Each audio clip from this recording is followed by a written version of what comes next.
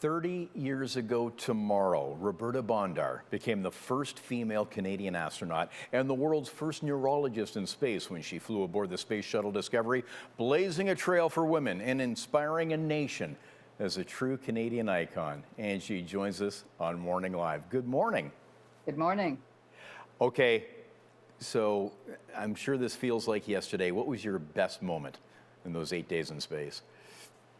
Well, I think without a doubt, the best moment was looking at the Earth from space. I mean, I know it sounds trite and I've said it before, but it's very hard to share the reality of that three-dimensional view and just seeing the Earth as a planet. Like it is a planet. It's that wow moment. Now, you were on Discovery. This was just 4 years after shuttle flights resumed after the tragedy of Challenger. Were you nervous? I wasn't nervous. I must say that the training for it was certainly different than previous for Marc Garneau, who was the only other Canadian who flew.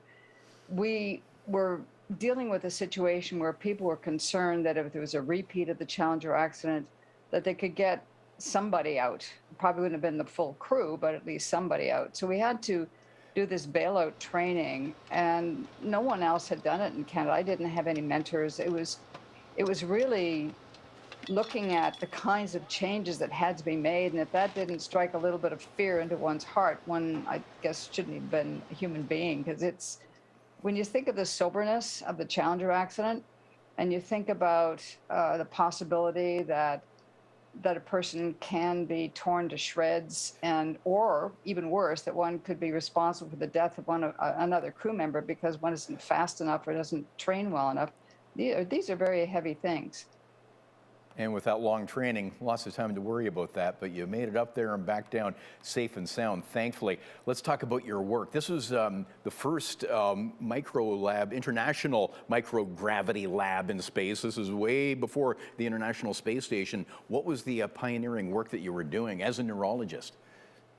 We are correct about the whole business of space station. We were the precursor to the International Space Station. The first time the U.S. had such a broad range of international scientists as well as international astronauts put together. So we had two 12-hour shifts because we were originally to be a 2-week flight, and it was de-scoped because of issues with a couple of the other orbiters we were supposed to be on. So Discovery couldn't stay up that long, so we had to put that whole timeline into 8 days, which involved experiments from 13 countries, things that dealt with life science, biology, slime mold, how they work, different things with human physiology, especially the nervous system, which is my forte. Mm-hmm. And also we were cross-trained, so I was doing material science experiments, how to grow crystals in space. All of this actually is captured quite well in the IMAX movie Destiny in Space. So here we are 30 years later and talking about a long-term spaceflight, going to Mars and colonization. What do we know from your work, and what don't we know that concern you about space travel and future research? Well, we don't have enough time to talk about what we don't know. But I can tell you that from my particular research work, I was working for about 10 years after my flight as the head of an international research team working with NASA, partnering with NASA, to look at something like 24 missions with cosmonauts and astronauts aboard Mir, for example, and the space shuttle. And what we were trying to look at was how the nervous system gets reset to working in, and quite well, actually, as working as best it can in a free-floating environment, which is space, and then having to return to our planet with has gravity, and you don't immediately adapt. So people tend to feel lightheaded. They have a disconnect between blood flow to the brain, their cardiac output, and their blood pressure, for example. So that's what we were studying, and we were making baby steps in developing test beds for these kinds of measurements that we were getting.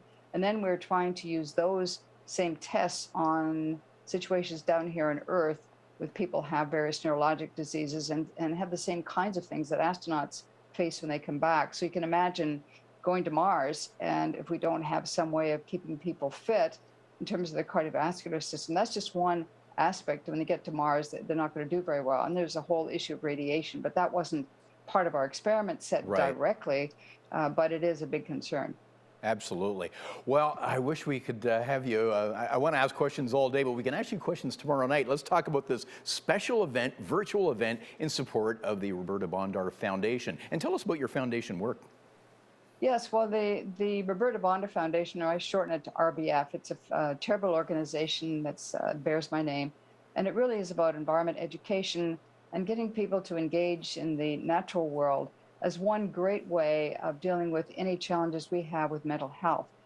Well, there's a great opportunity to support that, and many stars are getting involved. Your good friend Anne Murray and many others part of this virtual event, and VIP tickets. Folks can ask you questions as well. So we'll link up the website for tickets at chch.com. So Morning Live viewers can participate in this special event tomorrow night. So great to meet you virtually. Before we go, what's your favorite space movie? Galaxy Quest, hands down. Tim Allen. Yeah. Why's that? And Alan Rickman. Oh, wow. Oh, he's great in it. Yeah. Okay. We'll rent that after we attend your VIP event tomorrow night and revisit that movie. Thanks for visiting us on Morning Live. Roberta Bondar. Thank you so much for the opportunity.